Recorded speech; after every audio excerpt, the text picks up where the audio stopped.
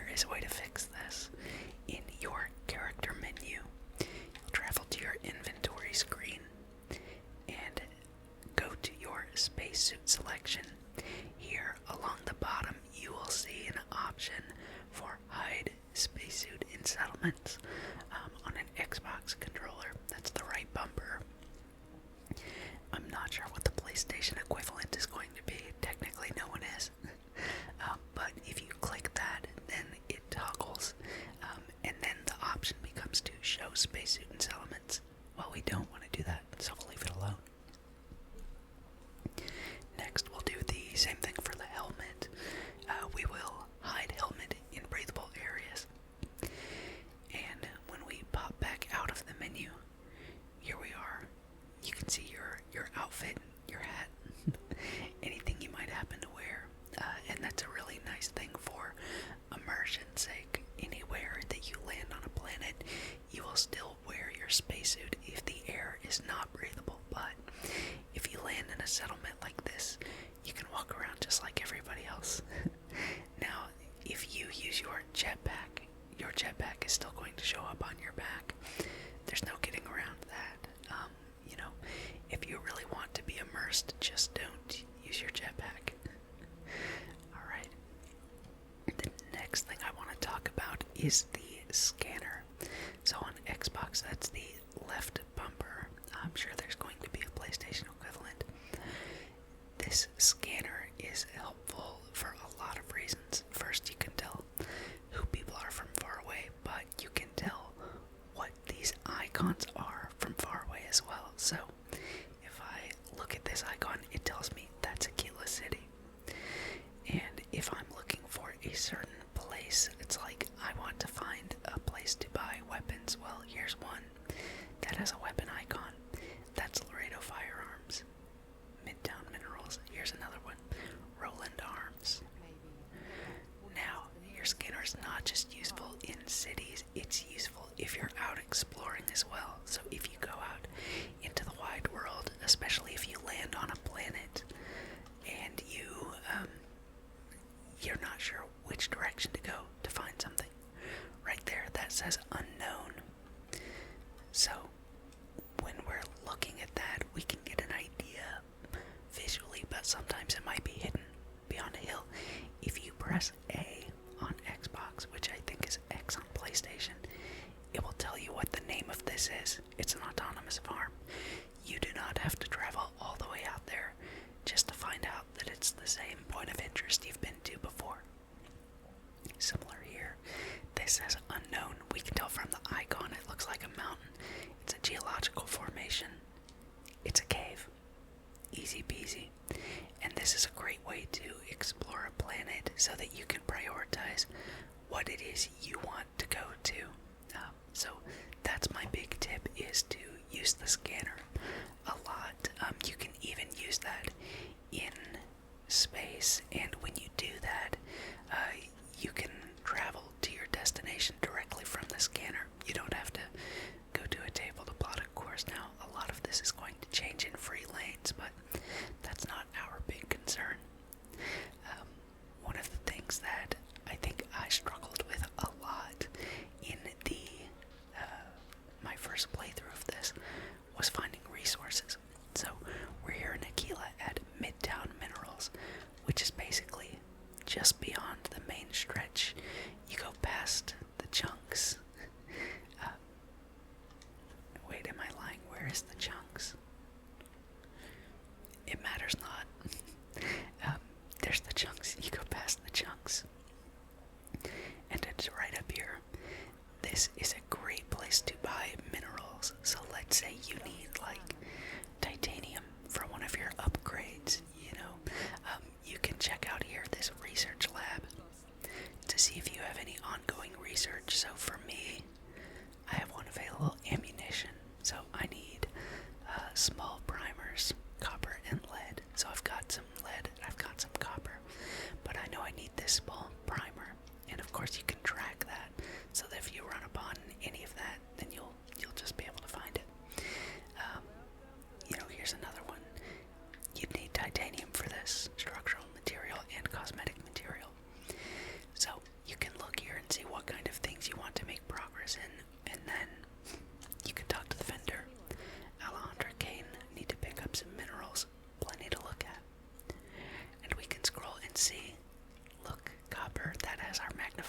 glass, so that's needed on one of our projects. Here's lead, also needed. Titanium. This is a great shop specifically for these inorganic resources. If you look in the top right, you can see the description: aldemite, a unique inorganic resource, can be used as a component in crafting. And that's what all of these are going to say, is that they can be used in crafting. I always pick this up. It's a Bethesda game, so you want to pick up all the junk. Now, we can't do that here because it's stealing, but there's definitely a lot you can learn just by looking at something. When I hover my crosshair over this aldemite, it tells me it's a resource that can be used in crafting. You know, if I go in here, I'm like, oh, what about this hammer? The hammer has no description at all. I can't use this for crafting anything. I can't break this down into components. It's just a hammer. This succulent plant, the same thing. It has no properties that would make it useful for picking up, unless you wanted to decorate with it or if you wanted to sell it. Now here's something: aluminum. This has a longer description. This tells us it's used as a component in crafting. This can help you prioritize what you want to pick up. This will also tell you the mass and value of something, and you can make your own judgment call on this, but I like to take things that have a good ratio of weight to value. So something like this succulent weighs 0.4 and has a value of 15. So this might be worth picking up to you. A general rule of thumb I try to go by is if it is worth 20 times what it weighs, then it might be worth picking up. But as you get out there, you can make your own kind of judgment, especially based on how much money you already have. But that's a good way to identify what kind of things might be worth picking up, like this vase, right? I don't see this as being particularly worthwhile for me to pick up because I don't need money. However, I always need resources. So that's a good way to find that out. If you are playing Starfield, I encourage you just to look around at the clutter in the game, if for no other reason than just the enjoyment of the scenery. The game is beautiful, and the set dressing is really gorgeous. The lighting effects everywhere are amazing. This is the tallest NPC I've ever seen. Usually in the game, every NPC is the same height. Right? That's how Starfield operates. You know, me and this guy are roughly the same height. He's on his tippy toes. There, he's back. This NPC is a lot taller. That's unimportant. That is not a guide level instruction. But I think that can help you prioritize what you're carrying. Now, oftentimes your follower will have something for you. They'll say, I've got something for you. And you can say, let's see, do you have anything interesting for me? Oh yes, of course, I almost forgot. And then it'll tell you in the top right what she's given you. So that's a resource. Now, I don't like to carry all my resources with me. They weigh me down. You know, if you're carrying a bunch of rocks, you know, you're going to be weighed down. So one thing you can do is access your ship. Transfer via the character menu here. Instead of going to your inventory, go over to your ship. Here you can access the cargo hold by pressing X. And now you are able to transfer items to and from your ship without actually going into it. So I can see all the resources on my ship. If I wanted to, I could take all of these resources. Or, if I have a ton of resources, I can store all of these resources. And you see that option in the bottom. There's a key there. On Xbox, it's the right bumper for store all resources. Now I have a lot more room to go with here. Let's say I'm also, I need more, emergency packs. emergency packs here. I can go to my ship's inventory here and find some emergency packs. So that is super helpful if you're in the middle of, chores and shopping. This is really great because there's by default a limit on the cargo access distance, and that initial limit is 250 meters. So for absolute free, you can do that. 250 meters is the default. I don't have to go back into my ship to get, to drop off resources or to pick up ammunition.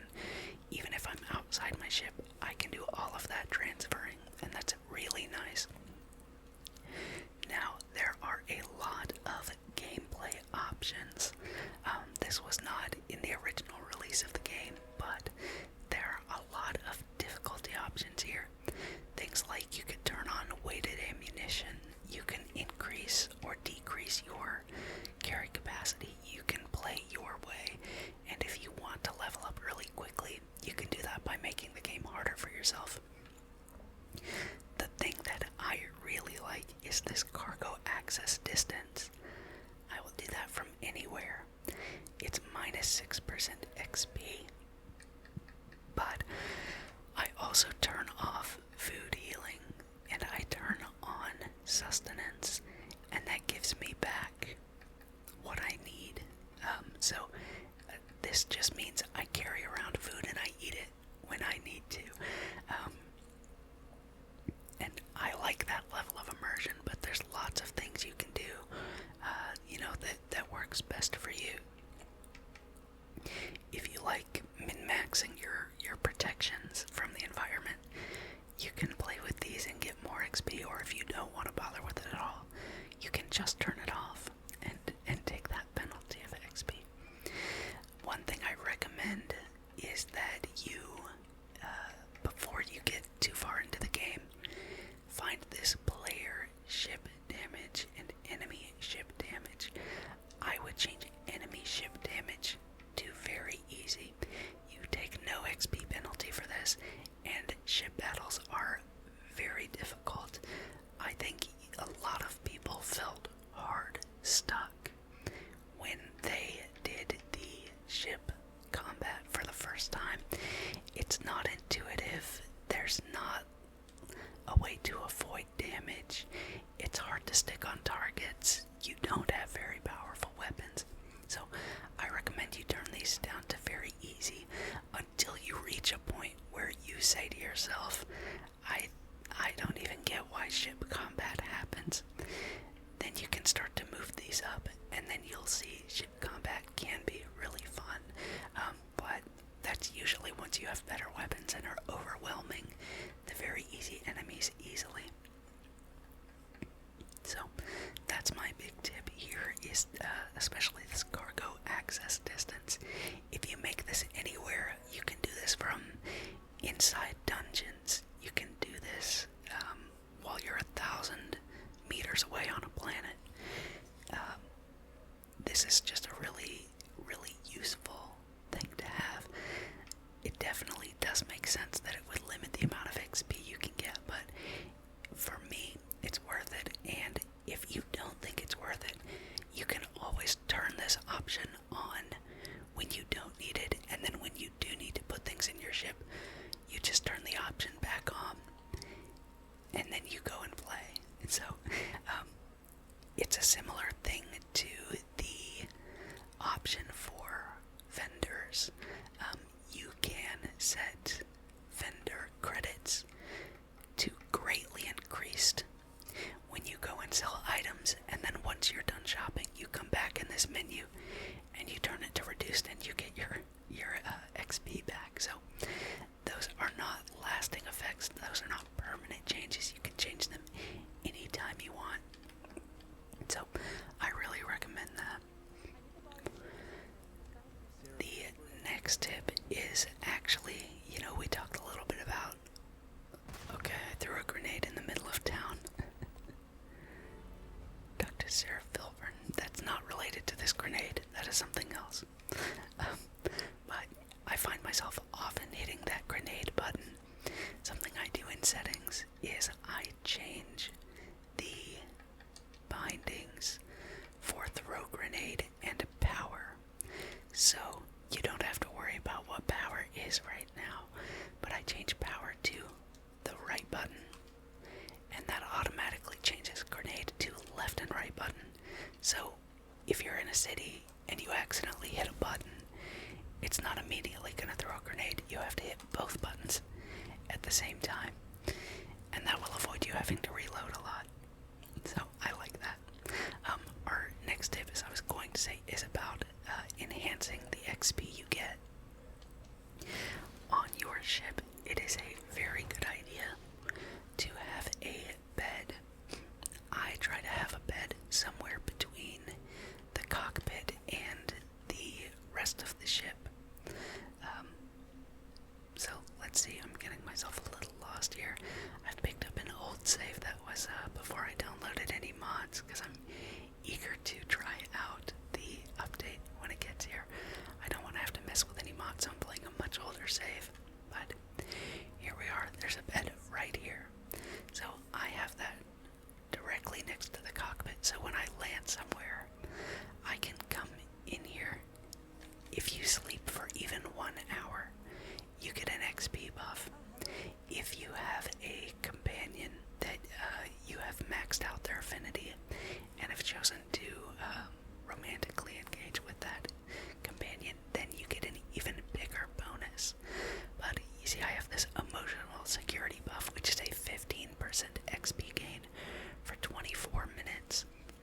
The default, just for sleeping, is 10% XP gain, and that is a huge buff. I got it here, by the way, on the regular character menu on the bottom right. You can see where it says status. You press that button and it pulls up your classic Bethesda menu for things like food eaten, all of these things. Most credits carried for me, that was 3,642,000. It's a lot. Hours slept, 522. That sounds accurate. If you sleep for just 1 hour, you will fully restore all of your lost HP, and you will get a 24-minute 10% XP buff. Sleeping is broken. It's the best thing you can do in the game. So, that's my big tip for that. Let's go ahead and get into space, and I'll show you a little bit about what I mean by traveling by your... Actually, before we do that, because all of that's going to change with Terran Armada, so I won't show you too much about the ship flight, because I don't actually know what it looks like yet. Nobody knows what it looks like yet, but I would bet you watching this video have seen a little bit of that. But me having created it, it comes out in like 12 hours, so there's not that possibility. So this is a place where a lot of people also get hard stuck in the game, is at ship building. What can I do for you? You can repair your ship here if you like, and I think that this is economical because each unit of ship parts costs 1,000 credits anyway. So I tend to do this. I have my ship repaired, and if you're in good repair, they don't charge you anything. Alright, this option, I'd like to view and modify my ships. This terrifies me when I started this. When I got into this game, I think I looked at this and I just started to cry because it's so much information. It's just so much thrown at you, and you may be tempted just to use this option at the bottom for upgrade ship, and you can select one and then change this until you get something that has better numbers on the left, right? And that's a fine solution. You can definitely do that, but I recommend that you actually use the ship builder and that you do a couple of things. So one thing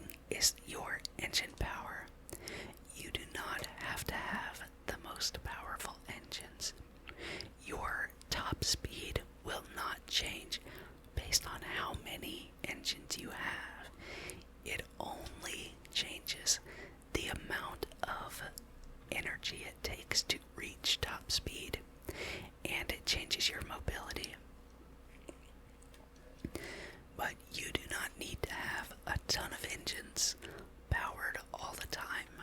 A few engines is fine. Next, you will want to look at cargo. There are a lot of cargo options, and they are vaguely, pretty much roughly a similar ratio. You know, if you want to say what's the best value for the money, I would say go with what you can afford and what you think you need, because there's not one of these that is a clear winner in terms of the amount of storage you get for money. So you can find one you like and slap it on there. The other thing is that you will find different ship parts at different vendors. So in major cities, sometimes they will have different components available.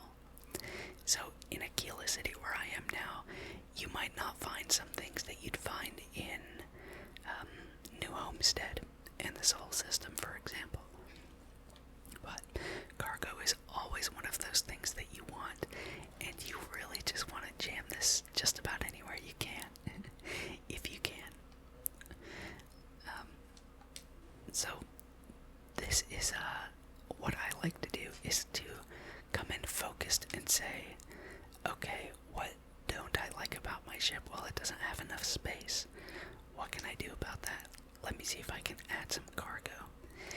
And you may end up adding something like this Stormax container, or even better, something that has multiple connector points so that you can build it into the design of your ship, but a lot of that's a personal choice.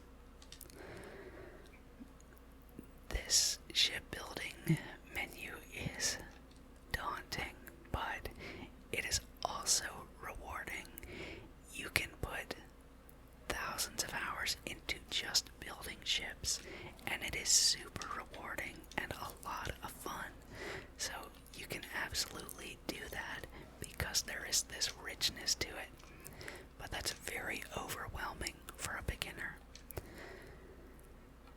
So let's just say I want more crew spots. Well, I got a new cockpit, and that gave me a new number of crew slots.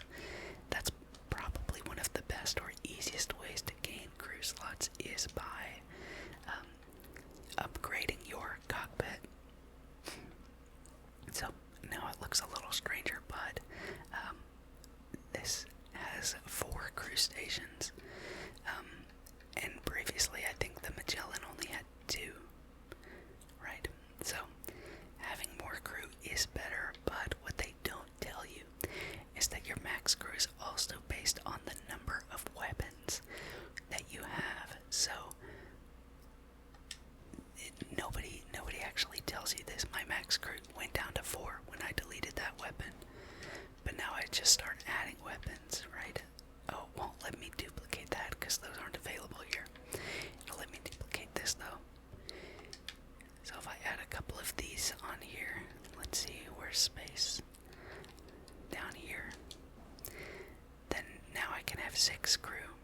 So adding more weapons gives you the crew that you should have. So this gives me 4 crew stations, and this gives me 4 crew stations, but I don't have 8 max crew.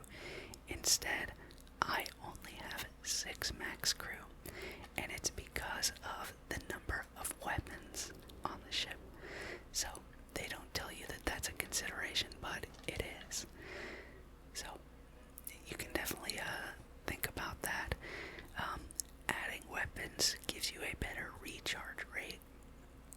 So I like adding weapons. You can find in the weapons section what is going to fit your style. I like things that have a really high range and a fast fire rate.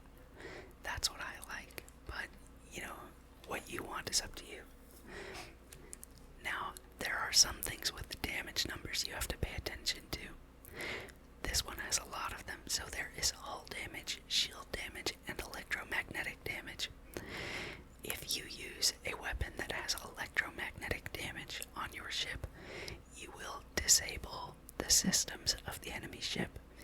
You will not destroy that ship. You will deal very, very little damage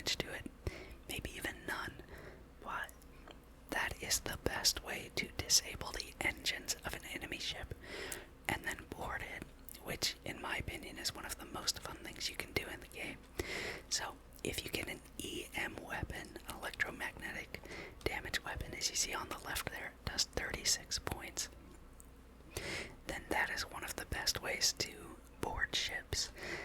The second piece that you'll need, and really a lot of these are good, the Vanguard weapons are going to be the best weapons you can get, but they require that you complete the Vanguard questline, which I highly recommend if you are new to the game, that you complete the Vanguard quests because they are far and away the best. Now there's another thing that you need. For the sake of this, I'm going to cancel the modification and just leave that as it was.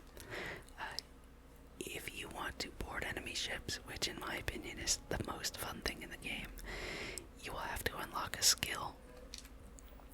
That skill is in tech, and what you want is targeting control systems. So it unlocks ship targeting functionality, and that's the only part you need. Once you have that, then when you log onto a ship, you can select between their various systems and disable the engines, should you choose to. So that is how I like to have fun doing this. I also really like to decorate, so I do a lot of decorating with junk, and decorating is now something you can actually do on your ship. When the game came out, you couldn't do that. You could drop things from your inventory and leave them on the ship, but you could not place things in the decoration builder. So let's just see what I've got. I think I picked up a plant earlier. Maybe not. Let's see. So I'm only carrying keys and artifacts, unfortunately. But let's say I just want these somewhere. Oh, you can't drop keys. Well, 8 items are cool for decorating as well. So let's drop these items. If you go into the decoration panel, you can do that from your scanner. You don't have to go and click on your outpost or on your decoration panel, which is going to be in the cockpit. It's over here. You can click this to decorate, or you can open your scanner and at the bottom find the option that says decorate. Then you can move items you've dropped from your inventory. You can spin them around, and you can change the spin speed in the settings. But let's just have this be a little snack table, right? I brought my lunch as I'm working here. So I've got Grandpa's meatloaf for lunch. I've got Chunk's cola, and I've got this drink pack of white wine for once I'm off duty. Now these items will sit here, and if I walk over them, no matter how much I bump into them, they are not gonna move. I can unleash a full firepower here, and they won't move. Whereas, if I drop something like a weapon, I can walk over that and it'll move, or I can shoot it, and if I can shoot it, well, I guess you can see me walking over it changes its position a little bit. It wasn't a great example, but you don't want that in your clutter. Now, what you want to do, if you want these items to stay here and not sink, is to save your game. Doesn't matter how you save it. And then you need to load that same save you just made. When you do this, it essentially bakes in the position of these objects into your save game, so that you don't have to see objects that have sunken down. So here they all are. They're still sitting exactly where we left them. If you do this wrong, if you leave this space before you've saved and reloaded, and you come back in, you may find that your items have dropped into the countertop. I'll see if I can show you that actually. So let's say we'll move this and we'll put it, it wants to sit upward, unfortunately. That's a bad example. Let's find something that's going to want to sit here. Okay, so our spacesuit, for example. let's say we just wanted, for whatever reason, to decorate and just have this right here. Okay, that looks great. Then if you fast travel somewhere, so for me, let's just say, we fast traveled to Aquila City. This is going to put us outside our ship. We fast traveled away from the place we were. Now when we go back into the ship, there's the chance that the decoration we've just placed has now sunk into the surface. So it did not in this case, which is lucky, but if it does, we can pretend it's sunken. You just hover over the object, you pick it up, and you place it again, and then it will stay like that permanently. It will never sink again. So things only sink once. If you've, for whatever reason, done it in the wrong order, then it's okay. You don't have to try again and then save and all of that. If it's sunk in once, it will never sink in again, unless you pick it up and place it again. This is the Adoring Fan. I recommend everybody take the Hero Worshipped trade because the Adoring Fan he's my favorite. He's the best. He's everything you could want and more. Like in previous Bethesda games, I get a big kick out of holding A on Xbox, which I think is probably X on PlayStation, and you can pick up items and you can rotate them using the triggers, and when you're done you can throw them using the X button. So I didn't get a really good throw there, but there you go. So there's a lot of fun little things you can do in this game, things that they don't actually teach you. There's no tutorial or tooltip that says, here's how you pick out an object and make it float in front of you. Don't do this in public spaces. A lot of these are marked as like owned things, even though they have no value and you can't pick them up. If you do it in front of shopkeepers, you will get the whole city attacking you, and that is not what you want. So, that's my tips for that. I won't show you too much of the flying around because that's all going to change, but I will show you a little bit of a tip that will help you in spaceflight. So, when you are first starting out, you will not have an entire arsenal of firepower that you can just bust out at a moment's notice. So you'll have to be maneuverable, and the best way to do this is to get your engine speed up about as high as you can. And then you can turn on your boost and thrusters, and my speed is not changing. Yet I am moving away from these things, so like we can see, well, where's a good indicator here? Does it tell me how far I am from that? I'm moving parallel to that, so it probably won't make a difference. But let's do this where we boost away from this, and we hold for Xbox its right bumper, and we can see that we are still traveling at a speed of 124, but Aquila is it better be getting a little further away from us. I didn't actually see the value click, but what this does is it allows you to keep moving away from your enemies. It's hard to demonstrate it, but you can move away from your enemies and turn around and shoot at them as they're chasing you, and you don't have to stand still or chase them. It's pretty helpful, and you do that through another skill, which is piloting.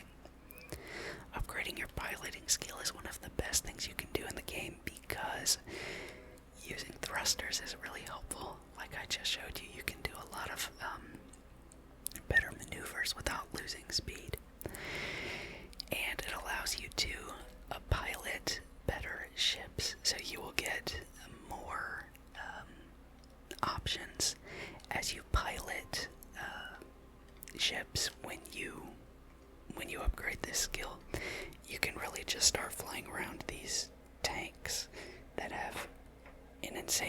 storage and go super fast and deal a ton of weapon damage. You know, you can make all your dreams come true. Please don't pardon that sound. Or please pardon it rather. I'm changing out the batteries in my controller. So I hope that's not too loud. This was a really impromptu video, but I did show you all of my favorite tips using your scanner, and clicking on things in the scanner will allow you to fast travel too. So like, you know, there's this planet over here called Antharium, and if I just highlight that, I can travel to it. This will change in free lanes. We don't know what it's going to look like, but a similar process applies on land. You know, if you're on land, you can open your scanner and see distant things. If you're in a city, you can use that scanner and just fast travel there. You don't have to open up a map and then fast travel. You can just do it from the scanner, and it's super easy. The second big tip that I like is looking at items before you pick them up to find out what something is. So, you know, in this case, if we... I missed the stairwell.